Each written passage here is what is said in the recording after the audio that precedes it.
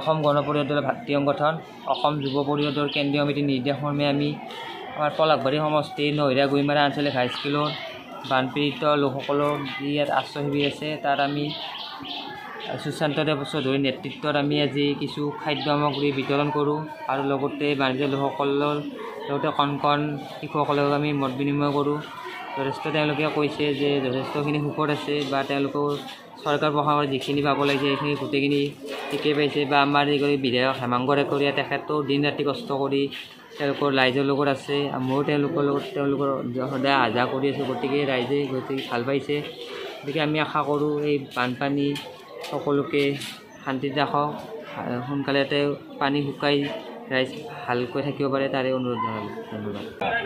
সমগ্ৰ অসমত যিটো অসমৰ বানপানীৰ জটিল সমস্যা দেখা দিছে তাৰ ওপৰত লক্ষ্য ৰাখি আমাৰ অসম যুৱ পৰিষদৰ কেন্দ্ৰীয় কমিটিয়ে নিৰ্দেশ প্ৰদান কৰিছিল যে অসমৰ প্ৰত্যেকটা সমষ্টিত যিকেইটা সমষ্টিত আমাৰ বানপানী হৈছে তাতে বানপীড়িত ৰাইজসকলক অলপ হ'লেও সকাহ দিয়াৰ বাবে খাদ্য সামগ্ৰী যোগান ধৰা।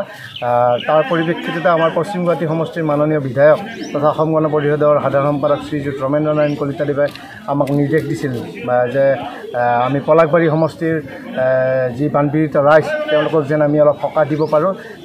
তাৰ বাবে তেওঁ আমাৰ পলাশবাৰী বিধানসভা অসম গণ পৰিষদৰ লগত কথা পাতিছিল আৰু আমাৰ মধ্য গুৱাহাটী যুৱ পৰিষদক নিৰ্দেশ দিছিল, লগতে আমাক সহযোগ কৰিছিল জিলিঙনি নামৰ এটা আমাৰ স্বেচ্ছাসেৱী সংগঠন। গতিকে আজি আমি ইয়াতে উপস্থিত হৈছোঁ অসম যুৱ পৰিষদৰ তৰফৰ পৰা মধ্য গুৱাহাটী যুৱ পৰিষদ হিচাপে আমি উপস্থিত হৈছোঁ। লগতে আমাৰ পলাশবাৰী যুৱ পৰিষদৰো আমাৰ আছে ইয়াতে উপস্থিত আৰু অসম যুৱ পৰিষদৰ আমাৰ কেন্দ্ৰীয় কমিটিৰ মূল সতীৰ্থ তথ্য আৰু প্ৰচাৰ সম্পাদক জোন গোস্বামী আমাৰ মাজত উপস্থিত আছে, মধ্য গুৱাহাটীৰ আমাৰ সম্পাদক ইন্দ্ৰজিৎ গোস্বামী সকলো আমাৰ উপস্থিত আছে।